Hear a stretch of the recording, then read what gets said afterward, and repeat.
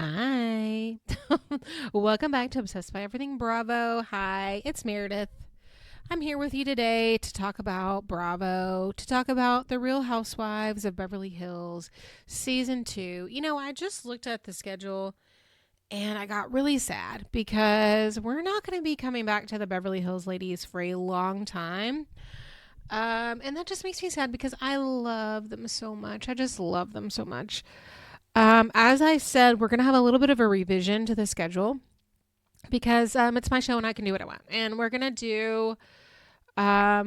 going to do Shaws of Sunset, the first season of Shaws of Sunset, which I actually had to go back and look because I was like, surely Shaws of Sunset is not the first non-housewife show I'm covering. Like, I was like, not Southern Charm. No, it is. I verified it. It is the first non-housewives show. Now, they have had other shows. Some of those shows I'm not covering. So I'm not covering competition shows. Like Top Chef, of course, was going on during these times. Project Runway was going on during these times. I'm not doing those. I don't really like competition shows that much. There could be maybe a scenario on if I ever run out of content that maybe I'll go back and do them. But like I said, I'm never going to run out of content. And there's also any spinoff. So, for instance, Bethany getting married, Bethany Ever After, the Kim and Croy show. All of Candy's spinoffs, all of the spinoffs will be covered in a like Patreon style behind a paywall type of situation. Also, we will be having a book club at some point, which will also probably be behind a paywall.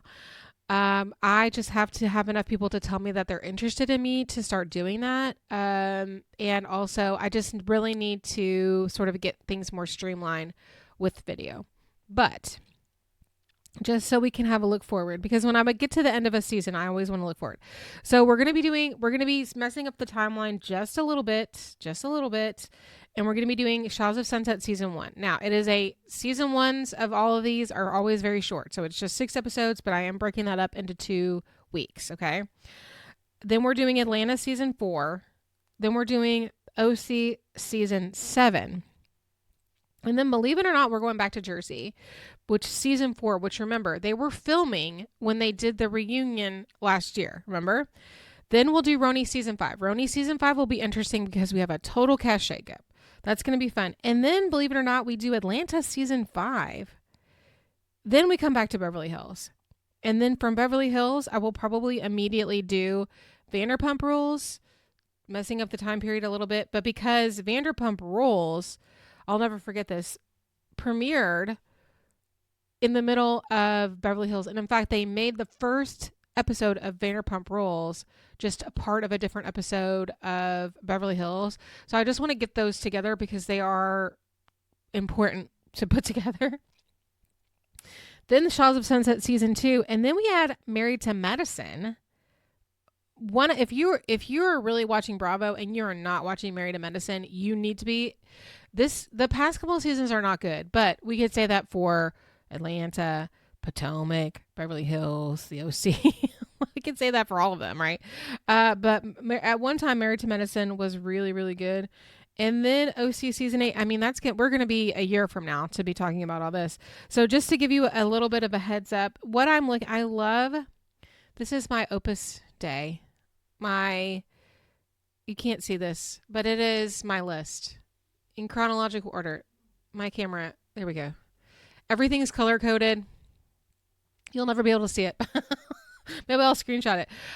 Put it on my social media. Also, if you don't follow me on my social media, I have a TikTok. I have an Instagram. Find me there. You can use the hashtag Obsessed by Everything Bravo. You'll find me. I love this list. My color coded list. Everything. I don't know if I have synesthesia, but when I think Miami, I think hot pink. When I think of New Jersey, I think green. For the Garden State, obviously. Like a nice deep green, like a garden. Vanderpump Rules, purple. But it needs to be a hot purple, but they don't make hot purple in Google Sheets. So I just love it. Roni, it's red. I have everything color coded and I have everything listed. In fact, I need to add all the new shows. I'm only up to April 2025, and of course we are almost a year. All right, so today we're talking about The Real Housewives of Beverly Hills, season 2, episode 18, A Day Late and Apology Short. That one's actually pretty good. I like that title. The titles here have been left me something to be desired. But again, don't forget that all of the housewives, a lot of them they're all different production companies. So, like Atlanta has their own production company. And so they're the ones that are doing these titles and things like that. All right. So we are in Hawaii. Now, remember, Kim missed her plane. She missed the first plane and then she missed the second plane. So Kyle's pretty upset, and she's kind of like, if she didn't want to come, why did she even come? We're on the second day of the trip. Everybody else is down at the beach, and Taylor has called Lisa and Kyle and told them that she's finally left Russell. But Paul and Adrian, they didn't want to go down to the beach. They don't have a lot of time where they are romantic together, so they're really trying to focus on their marriage. They're going to go on a hike. And honestly, it is nice to see them just like be normal. But again, they're bickering. I'm going to be honest. I was very neutral to Adrian before I started watching this. I do not like Adrian anymore. I feel like she is very clumsy because she's trying to manipulate everyone against Lisa Vanderpump, like her chef. Like, the only way that someone like this would be like, the only way that Bernie would be talking so poorly about a guest like Lisa Vanderpump is because Adrian allows that. Literally, you would not have a household employee. You don't hear Rosia talking shit about Adrian. You don't hear any of these people talking badly. You don't hear Jason talking badly to Kyle. That does not happen because it's not classy. You know what I mean? It's tasteless. Adrian allows that. She wants him to do that. You know what I'm saying? And like, maybe you would catch him. Maybe you would catch him in a hot mic moment once. They have this man mic'd up so he can trash Lisa Vanderpump. That's on purpose. The other thing is, I do not like how she's handling all this stuff with Taylor. I have no problem with her defending Camille. That's not what I'm talking about. I'm talking about she is the one who is the most vocal about not knowing if any of this stuff with Russell is true. And I get it. I get it to a point. But at some point, just stay the fuck out of it if you don't want to talk about it. Like, you can just say, I don't know what to do, and then not talk about it anymore. But she's not. She's like, well, we don't know if it's true. Bitch, it's true. Okay? She has a black fucking eye. Now, and that's another thing is like, Dana was the one that was like, if my girl says it, it's true. Well, she was the one who was filming with Taylor when she had a black eye. Right? So yeah, there's that. But I don't like how physical she got with everyone at the Malibu party. I don't like how she tried to cover Taylor's mouth. Like, and I understand that she was just like, well, I don't want her to say something stupid. We're beyond that. She's having a nervous breakdown, as you say. This is the second one we've seen on camera. If you cover her mouth, what do you think that's going to do? And I don't like how she talks to Paul. Like, I don't like her. She's trying to micromanage. I bet she's a Virgo. How much you want to bet she's a Virgo? Hold on, let me look it up. Because of course, along with my list of all the shows, I also have a list of all the housewives. I gotta show you that. Oh my God, she's a Virgo. I don't really do astrology that much, but somehow I knew. So I have this thing. Okay, some of you might not. You're probably not going to be able to see this either, but oh gosh, it's my table of Real Housewives. And so I have this thing called Notion. If you've never heard of it and you want to be like type A, look up Notion. It's an app. It's a free app. You can use it for free. It's how I organize everything. I have all of my notes. That's where I take all my notes in it. But basically you can just create pages. It's not user friendly. You don't have to code or anything, but you have to like be able to organize it. But there's lots of free tutorials on YouTube. But you create pages and you can add all these features, and then you can make pages within pages within pages. So for instance, I have all of my shows listed, and then I have so like the Real Housewives of OC, and then I have season 1, season 2, season 3, season 1, I have episode 1, like embedded inside season 1 is episode 1. And so that's how I keep all my notes. But I also have a list of all their housewives, and I have their birthdays, which includes their zodiac sign, all their taglines, notable facts, their spouses, their children, literally everything that you could want to know. The only thing I can't do is just like embed a picture because the file would be too big. And I'm like obsessed with just making my list. I love making lists. And so now that we're getting off of Housewives show, I guess I have to make more charts for non-housewife shows.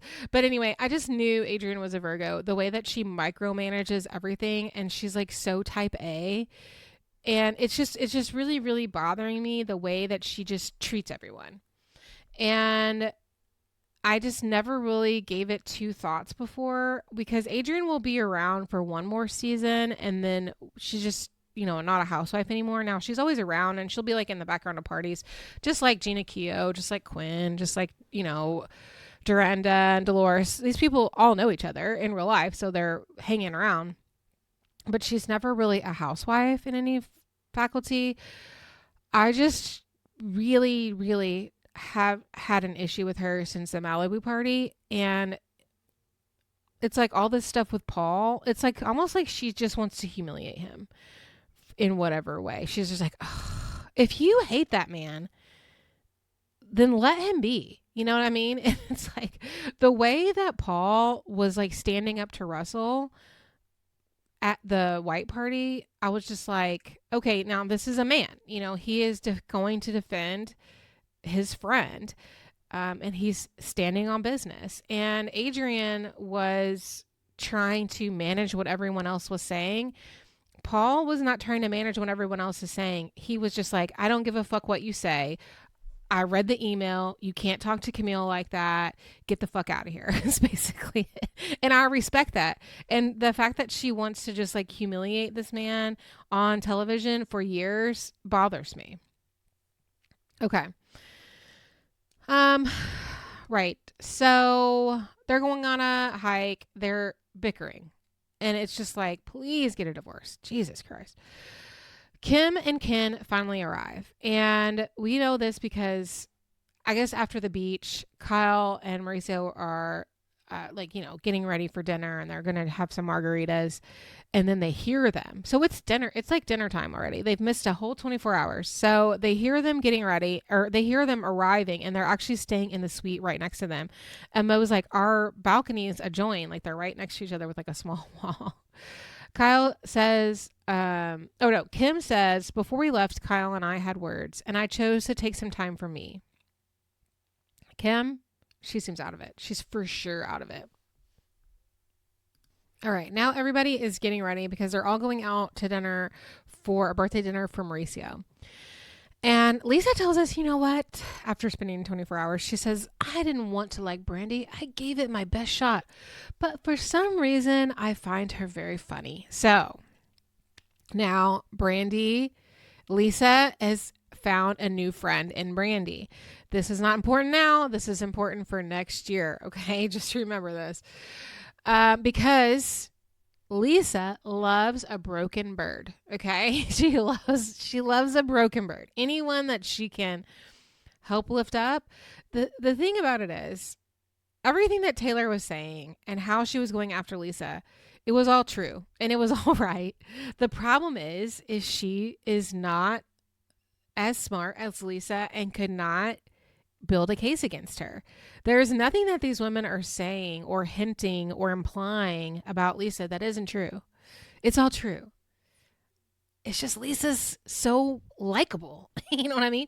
Lisa's likable in a way that Adrienne is not. And that's the point, And that's why people still, no matter what, even after everything that's happened on Vanderpump Rules, after everything that's happened on Hulu shows that I don't even have access to because we don't have Hulu, everything that's happened on these offshoots, everyone still loves Lisa.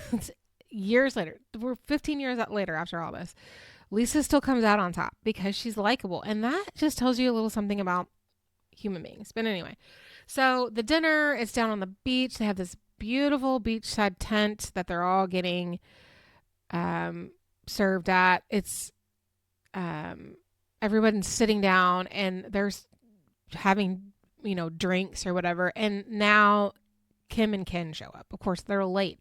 They're late to the whole thing. They're late to the table. And so when they get there and they finally see Kyle, Kim was like, well, Ken, he had to work. That's why we're late. And literally everyone is confused because she's already talked about, well, the alarm clock didn't go off and I couldn't find my passports because my ID was expired. So everyone thought that was why they were late. So everybody's confused. And Mauricio goes, well, I thought he was retired. And Kim says, we just said he had to work because we thought it was easier than explaining I couldn't find my passport. Wow, you already said that. Like, I don't think look, I couldn't find my passport. Also, she had just moved. I think everybody would accept that she had to work. Like, why are you lying? It's weird, right? So then they all do a toast for Mauricio's birthday, and then we're eating, people are chatting, but we keep going back to this. And Mo says to Ken, he's like, I don't know how all of a sudden that you had to work. We all knew about this trip like weeks in advance. Like you all of a sudden just had to work that day. And Mauricio was like, when we were on the phone at the airport, you didn't say that you had to work. And Kim goes, well, we're telling you now. It's very simple. Mo says, I don't believe Ken had to work at all. That's nonsense. Camille says his, as in Kim's Ken, says his legs were shaking, his arm was shaking when Mo was asking him. And then Kim goes, why are you so worried about me? Let's not go back to yesterday. I'm here now. Okay. I mean, people are just asking you why you're late, babe. Like you made up a weird fake scenario and now you're getting mad because people are questioning you on it when you've already told a different story. Like, do you not remember that you told people that you were not being able to find your passport? The dinner's tense. So we go to commercial break, we come back, and Kyle tells everyone on the table that Taylor told them that she left Russell. And Kim says, she just blurts out, and this is where I'm like, I can't hate Kim because this is also what I would probably do. She said, that's probably because she wants to come to the next vacation or the next party or something like that. And then immediately she was like, I mean, that's horrible though, right? But she goes, we all saw this coming. But I think that was just so funny because like that's literally where my mind goes too. It's like, oh, you're finally getting social consequences and you decided that it's enough for you. So that's what it took to make you leave, not all the other shitty things that he's done to you. And then she realized that she should not have said that. And she was like, that's horrible. Like literally exactly, exactly what I would say. So then Paul goes, they're going to be back together in 2 weeks. And Ken Todd says, I think you're wrong this time. So Ken Todd, I don't know if I've ever said that's Lisa Vanderpump's husband. His last name's Todd. So Ken says, I think you're wrong this time. And Camille is like, she's like the boy who cried wolf. And again, she's really harping on this thing about she talked to me for 3 hours about how it's over. And then as she was leaving, she said, we're getting on a PJ. Camille tells us, she says one thing, but then her actions are something else. Lisa, now remember, Ken and Lisa's very much on Taylor's side. So of course, Ken is on Lisa's side. So he's going to be on Taylor's side. Lisa says, I've never heard her say it's over before. And Camille says, no. She said that before when she came out to my house and we had that lunch that one day. She said that to me. Paul goes, it's a bunch of bullshit. And then they get their food and then Paul asks to do a toast and they're like, yes. And so he's like, I finally get to do a toast. Like, this is a callback from the first episode when Adrian wouldn't let him do a toast and they fought about it. And then all he says is to my wife, and he just holds up his glass. Like, that's all he wanted to do. I can't wait till they get a divorce. So the table is tense with Kim. Everybody is kind of tense. Now, don't forget Brandy mum's the word. She's not saying a word about the Taylor situation. She's not saying a word about the Kim situation. And she got her diamond. So take note, Dana Wilkie of the world.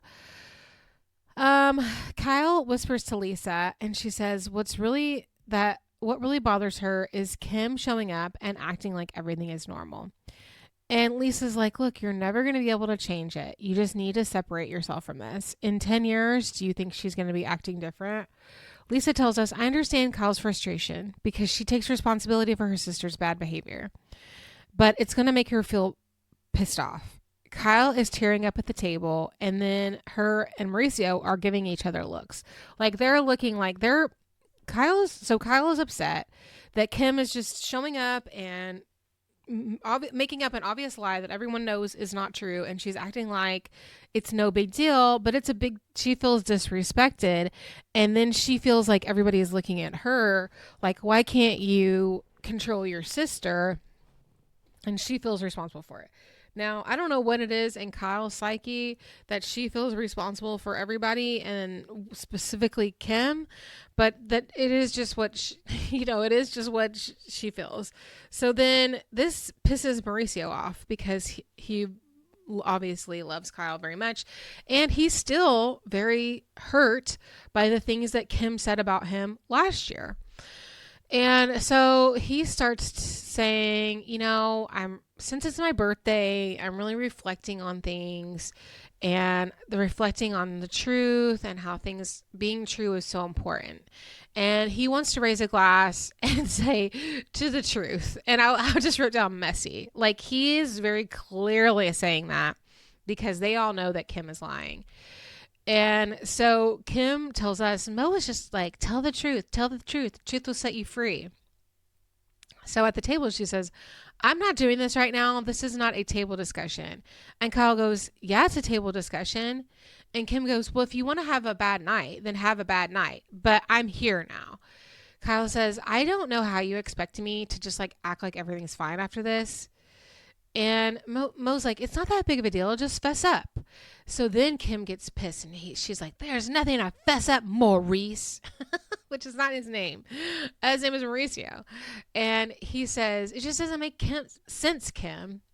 And Kim says, I don't owe you, Mo. And he's like, you don't owe me anything. You owe the truth to yourself.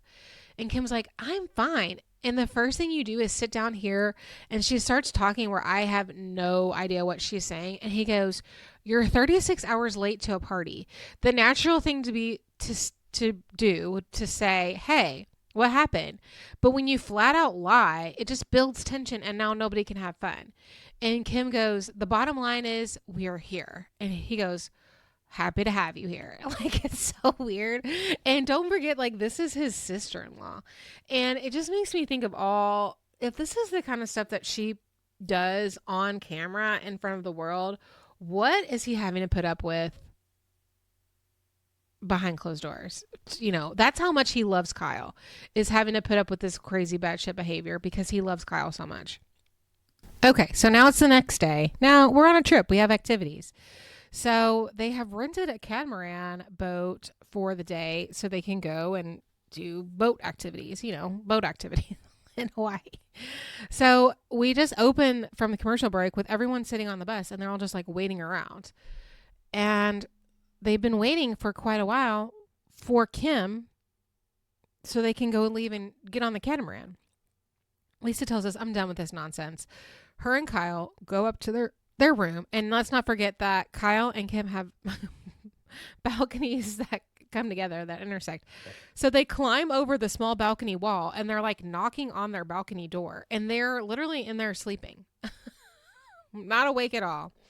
And they're like, we've been waiting for 20 minutes on you. And so then they go to the front door that they open and they're like, oh, the alarm clock didn't work. So they're like, well, we're leaving. They give them maybe like 10 more minutes and then they leave. And they're literally on the boat before Kim is even leaving for the dock.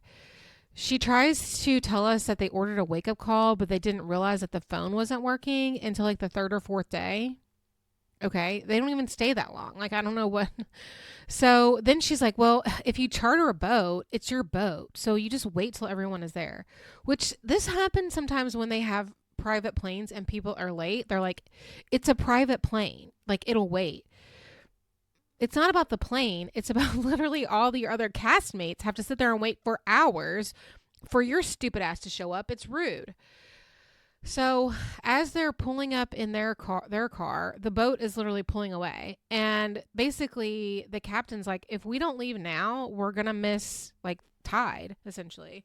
And so they have to leave, and they've already pulled out of their slip, and they're like, it will take us 30 minutes to turn around and go back. So at this point, no, they can't go. Crazy. And Camille says, Kim's got to realize that the world is not going to wait for her. And Lisa says, sometimes people need to learn a lesson. But Kyle's like, I'm never going to hear the end of this. She says that she feels bad that Kim missed out on their special day, but Kim needs to learn respect for everyone else's time. Lisa says she's out of control. At some point, you've got to stop making excuses for her. So then we go back, and so Kim and Ken have missed the boat. So they're just on their own, and they go back to the hotel. And they're just sitting on a balcony, not their balcony, but just like a balcony in the hotel, and they're eating lunch. And they're just chatting. And they talk about how they missed the call for the wake up call, but they both look really out of it. Like they both look like they're on something or just zoned out, like downers for sure. Kim's so happy. She's like, oh, now I'll finally be able to relax and just be here and relax. And which is fine. Sometimes you do need that, but it's like, you don't work. I understand you've been moving, but what is your life? Like, he's retired. You don't work. You should be just relaxing the whole time. I don't get it. So everyone else is on the boat. Lisa tells us again that she really likes Brandy and that they have one thing in common, a naughty sense of humor. Boat hijinks. They're snorkeling, they're swimming, they're laying out, blah, blah, blah. Then we go back to Kim and Ken, and Kim is laughing, and she's like, oh my God, I woke up to see Lisa on our patio. And then I'm like, okay, so you were asleep and it was 11:30 at night or 11:30 in the morning Hawaii time. And I was like, what is that? Like 1 or 2 LA time? Then later in the episode, someone actually makes that point. But I just want to say, I thought of it first. But so they were dead asleep. I mean, for me, I cannot sleep in anymore. Like now, granted, I also have a job and I take care of my child is a teenager, but you know what I'm saying? Like he has to go to school. There's things that I have to do. So I just cannot sleep in. I mean, maybe if I'm really tired, I sleep until like 8, but to sleep until like 11:30, like at my big age, my back hurts. I can't stay in bed that long, but that also means that was 1 or 2 LA time. Right? And Ken is, now that she brings this up, he's pissed and he's like, you think that they would respect our privacy? They couldn't get a hold of you. Are you like, they want to make sure you're not dead. And Kim is literally talking to him and eating her lunch with her eyes closed. Like that's how high she is. She's just like, with her eyes closed, having a full blown conversation, dipping her fork into her food. That's crazy. That's like, what's that road in Philly where they're all just like bent over because they've just like the fentanyl bend, That's what she looks. She's close to just like bending over in the street. And he says he doesn't want it. It's not right, period. He's not going to stand for anybody attacking her or putting her down. They're going to be respected or else. If they can't figure it out, that's unfortunate. So now Ken is starting to get mad and aggressive. Okay. So that's that. Kim tells us he's supportive of me no matter what happens. And he tells her, I'm not going to spend the whole night taking jabs. I'm going to be throwing them. That's the truth. Okay. Okay, weirdo. Okay, so now we leave Hawaii and we find out what Taylor's doing. And what's interesting about this is like Taylor's missing these episodes because obviously she wasn't allowed to go on the trip for legal purposes or whatever. And we're still catching up with her. We're having scenes with her. All these episodes that Kim missed, we never really caught up with her. One time she was doing her laundry. Do you know what I'm saying? It's strange. So Taylor goes over to Dana's, right? And they're going to have lunch. Okay, so Taylor goes over to Dana's. What's interesting is Dana's not on the trip either. So it was already over for her. Taylor says that all of her friends are in Hawaii and it's hard. And Dana's like, yeah, it's been hard since the party. She says she believes her and is supportive, but she doesn't know how to support her because there's always been this perimeter around her. And Taylor says, let me just stop you because Russell and I's marriage is over. So Dana's like, well, did you leave him? And Taylor says, yes, he's gone. I have given everything I can and I have been to counseling with him, without him. I've tried to change myself and I would have become a totally different person just to be with him. And I think he and I recognize there's no way we can be together. The last 6 months, I haven't been myself. I'm either crying or screaming or drinking. And I keep trying to put a lid on a pot that's boiling over. I can't do it anymore. Dana says everybody's sensed that. And that's why they've wanted to come out and say the truth. And Taylor says, it's so hard not to have my friends stand up for me. And Dana says, and I like Dana in this moment because she's being a true friend to Taylor. And she's also sticking up for the other women because really she's in their place as well. And she says, when there's someone like a Russell, it alienates everybody and they get rid of you because they can't stand it. And you deserve your friends. I think they'll come around. So the they she's talking about, the they get rid of you is the friends. And that's exactly right. The abusive men are always trying to isolate their partners so that they can abuse them more easily. Because if you do have like a good social network, you're not going to put up, like your friends and family are not going to let you put up with that. So they isolate you. And this is the kind of tactics that they isolate you with. Okay. So Camille knows a little too much. Well, let's threaten her with a lawsuit. Camille's not coming around anymore. And I'll make sure Camille's not coming around.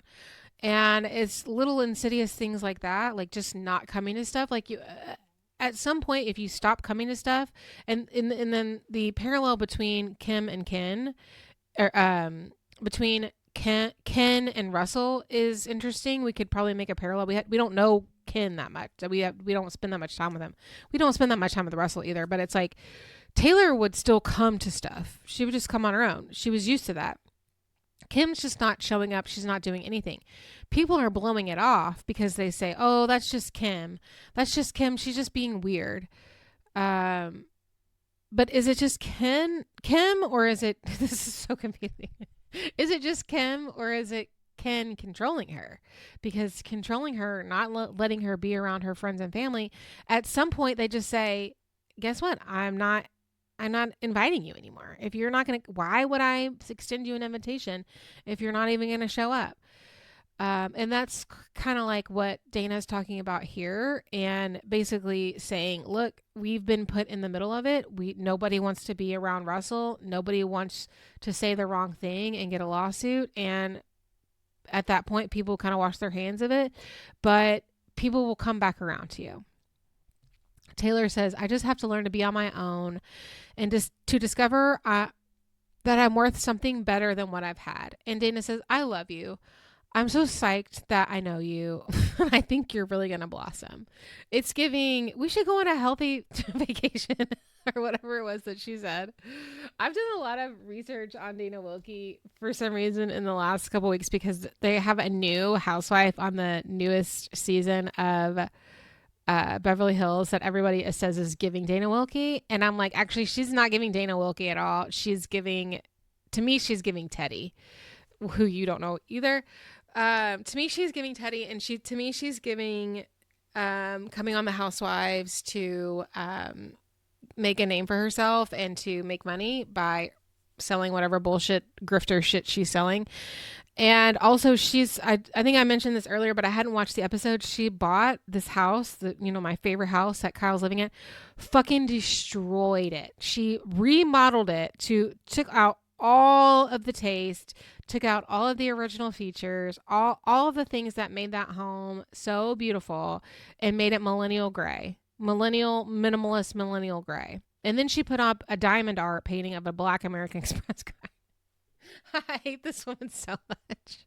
I want more like millennials. Like I want more millennial. I said millennial gray, but you know all the housewives are boomers or Gen Z. The majority of them. There's not a lot of young people. You know, at this point, Joe De La Rosa is like the youngest one that we've had, and she's still a Gen X. You know what I'm saying? We want younger women, and they're getting some, but some of them are just terrible. This woman is so terrible. But anyway, everybody's comparing her to Dana Wilkey, and I'm like, Dana Wilkey would never. Dana Wilkey would never. But it's only because she at one point said, I spent $10,000 on crystals. That's like that's not $25,000 sunglasses in 2011. So that's still not Dana Wilkey. All right. So that's Taylor's scene. We go back to Hawaii, and now everybody's getting together because they're all going out to dinner, and I think they have to take a car, so they're kind of waiting. So they're kind of hanging around, or they're walking somewhere, and Lisa's asking Kim, you know, what did they do all day? And they're like, did you see us from the dock? And Kim is like, yeah. And she's like, like I always say, everything happens for a reason. And we just went back to the hotel and we needed it. We had a beautiful lunch. We enjoyed the sound of the ocean. And, we really wanted to go, but it was good to just be by ourselves. And Lisa's like, I know, we were trying to get you up. You missed a fantastic day. Lisa tells us the excuses are wearing a bit thin. She's being rude to the group and to Mauricio's birthday. Like, let's not forget. So Kim is just being rude to everybody by making them wait, not showing up on time, just disrespecting their time. So then later, Adrian, Paul, and Kim they're outdoors and they're walking to wherever this is. And so Paul's like, well, how are you doing? I haven't seen you in a little bit. And she says, we're balancing 6 kids and exes. And Paul's like, well, the bottom line is that you're having a good time. And Kim is like, yeah, and I'm glad he's here, meaning Ken. I wanted to go scuba diving, but, we just really need it today. This whole trip has been stressful, but it's a growing experience for the two of us. Adrian and Paul are giving her nice platitudes, and they're like, oh, that's great. And they come up upon Ken, which is like, where was he and why was he ahead of them? And Kim's like, oh, your ears must be burning. And Paul goes very nicely. He says, we were just talking about how beautiful you are. And I'm assuming that he meant beautiful as in a couple, because it's kind of a weird thing to say, but like not like he's physically beautiful, but just like how beautiful their relationship was. It was weird that he worded it like that. And so Ken, who is raring for a fight, he takes it personally, and he's like, I'm not a fan of that, whatever is going on here. I don't know. And Paul's like, what? They're totally throws Paul for a loop. And he's like, we were just talking about you. And Ken's like, I know. I don't know why. And Kim goes, no. We were talking about getting to know you. And Ken's like, well, for some reason, the vibe I was getting was not off. Your face didn't look like you were having a good time. You had a face like you didn't want to be around it. That's like so aggressive. And Adrian says, this is a little strange. He's being overbearing. And then Ken's like, okay, maybe I just interpreted it wrong in my head. And Kim tells us, Ken likes to be on my side, by my side. That's his way. And I'm just not used to that. But, there's compromise in every relationship. And Paul goes, the bottom line is we just were saying nice things about you, nothing bad. The whole thing is weird. And Paul, I can tell, is like really sketchy. Again, Paul is like getting into this protective mode with these people. I think it's weird that Kim is like, he just wants to be right by my side. That's his way. That's what a controlling person does. Even if you're in an environment, I could understand if she said he didn't know anyone. He didn't feel comfortable with these people. He just met them last week, and here we are on vacation with them. He just wanted to be by me because he knows me. That's understandable, and that is, I get that. That is not what she said. She said he needs to be right next to me, and it's his way. But I'm not used to that. Okay. So now everybody gets to the table. This is indoors, but I'm like, why? We're in Hawaii. But they're playing sad music for some reason. So then Kyle gets up and makes a toast to Mauricio because, of course, this trip is about his birthday. And then Kyle asks Kim, like, what did you do today? And Kim's like, oh, we had amazing lunch overlooking the pool. So Kyle was like, well, did you go down to the beach? And she says, no, it was so relaxing. You could hear all the kids in the pool. And Kyle was like, well, did you go to the pool? So Kim goes, no, we had an amazing lunch. And so it's like the entire time that they were out on a boat, swimming, doing all kinds of sports, they just ate lunch. So Camille says it would have been nice to see more of Kim and Ken. I think it disappointed Kyle, understandably so. Kim just says, it was a relaxing day. We missed you guys, but we needed it. And Kyle goes, well, we missed you on the boat too. And Kim goes, literally, but you, like, like I say, everything happens for a reason. Kyle tells us, I'm finding myself getting more and more frustrated that Kim just wants to brush everything under the whole carpet. She's being disrespectful of Mauricio's birthday. And so Kyle tells her, I feel like you missed everyone. And Kim goes, you know what? We really didn't.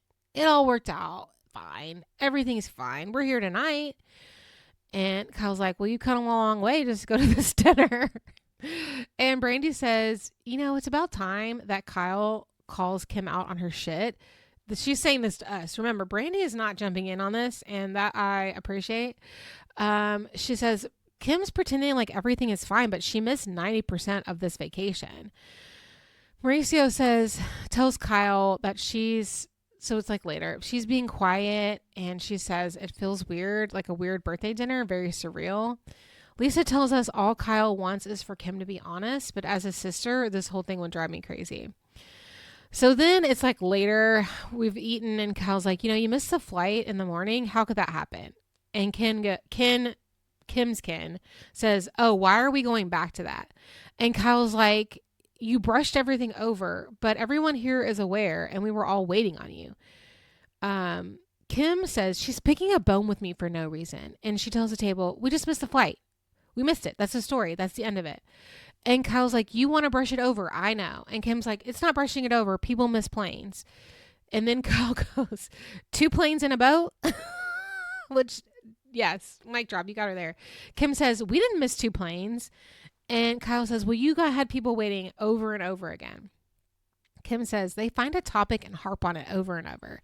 And then she says, it will be just like me talking about how you drive with a cell phone on your ear, which is like just, this doesn't make any sense. But her point is, you're pointing out stuff that you don't like about me. I'm going to point out something that I don't like about you, but that argument doesn't make any sense. In the moment, everybody's just kind of like, what are you talking about? So Kyle's like, I've never driven in a car with you, so why would you even know that that's happening? You just want to pull something out of your ass. And she says, you know what? You always try to hit below the belt when you fight. You can laugh and blow things off. And then Ken goes, we don't care. So like the sisters are going, so long story short, the sisters are going back and forth. Kim says something that is just like totally nonsensical because she's trying to change the subject. And Kyle's like, no, I'm not changing the subject. You need to answer for what you've done. You've upset everyone. You're disrespectful. And basically Ken is like, we don't care what you say, because Ken's been sitting here waiting for a fight. Everyone Everyone sitting at the table is kind of like stunned. Kyle goes, I'm sure you don't, Ken. And Ken says, I don't. I'm sick of it. I'm tired of this whole thing. I wish we could just enjoy ourselves. And Kyle is like, I do. I'm enjoying myself. And Ken's like, well, that's hard to see sometimes. And Kyle says, she's at this point ignoring Ken. And she's like, you can do all this and not have any repercussions, Ken. And Ken goes, we need to go. So Kyle says, I'm just saying, don't expect there to not be repercussions for your actions. And then Kyle tells us, she's like, I don't even want you at my table. Scram. So Ken and Kim leave. I don't even know where they go. They're like sitting in some place. And I can't decide if they're at the hotel where they're staying, is that's where they're eating, or if they're like at a different place and they're having to like wait for a ride or something, but they're just hanging out. but they're not in the room with them anymore. They've left. And so now everybody's talking about this in this room. Kyle says she does what she wants. She misses flights, she misses boats, and nobody ever says anything about her. And I just can't do it anymore. And Lisa's takes the point of like, just wash your hands of it. Like, I don't know why you care that much.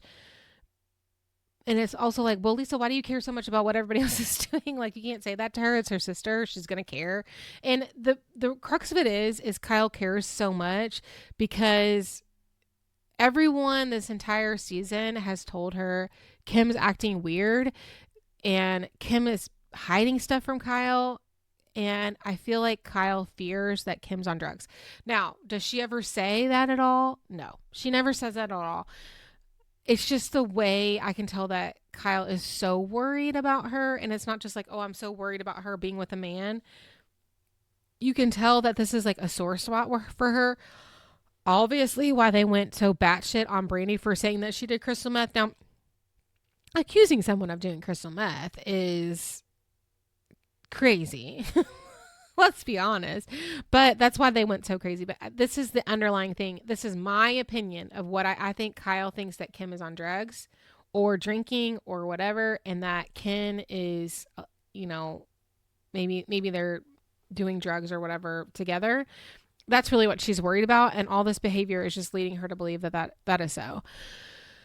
But Lisa is like, you're never going to get what you want from her. You're never going to get the answers that you want. And Lisa tells us Kyle's a very honest and direct person. And I think she's just frustrated the same way that Mauricio was frustrated the night before because they feel like they aren't getting the true story. So Ken and Kim are sitting there and he says, you know what? I was just tired of hearing her voice. It's like a horn that goes through me every time she talks. And Kim goes, try growing up with it. Thank you. No, thank you for this free vacation. But just talking bad about Kyle. And Camille, back in the room, Camille is like, I think she's just pushing your buttons. And Kyle says, it's normal to say meet in the lobby and to be sound asleep at 11:30, which is 2:30 LA time. And Lisa's like, you need to realize this is who she is. You're never going to be able to change it. And Mauricio says, that's not what it's about. This is just not right. And Kyle says, I get this is who she is, but I am who I am. Now the whole table is talking. And Kyle is crying and she's like, she always turns it around on me and makes me the bad guy somehow. And now Brandy finally jumps in and Brandy says, no one thinks you're the bad guy here. Clearly she has a problem, but no one can help her unless she asks for help. And clearly this guy is not helping her. Brandy tells us it's clear that Kim is crying out and she wants people to pay attention to her. It seems like it may be a clear cry for help. But she tells Kyle, it's clear you care about her, but you have to wait for her to ask for help. She's never going to accept anything that you offer her until she's ready. And that's why she's so defensive. And Kyle just goes, if I don't go along with everything she wants, then if I go along with everything that she wants, everything's fine. But if I don't go along with it, I address the truth, then things are not okay. And Lisa says, for the last couple of months, anytime we've had a dinner party or anything and she wants to show up, she does. But 99% of the time, she just doesn't show up. And we can't change that. The only thing we can do is accept her. And now she has somebody to back her up. So she's never going to change that behavior. Brandy says he is an enabler and he's making it okay for her to act this way. And Paul's like, we don't know that. And Brandy says, we do know that. We know that.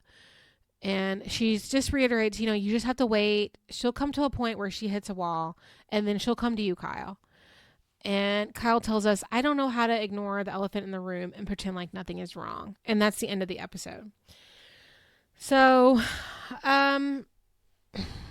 interesting that now we're finally getting to the climax of this Kim situation. We really only have one actual episode left. The next episode was probably supposed to be the last episode. Has like the cast party, but then there's an episode after that, which is Pandora's wedding. And then that was clearly filmed later because after that we do have all the women coming together, and it's after Russell's suicide. So I think it's probably once the season started airing. Now, I don't know where the reunion, where that falls in the timeline. I'll figure that out when I watch it. But that's the end of the episode. So I'll combine both of the next 2 episodes in one, because really Pandora's Wedding, while it was enjoyable for me to watch, because I'm just like, oh, I just have to watch this and not take notes, there's not a lot to talk about it until the end, when we get all the women together again and we have their epilogue scene.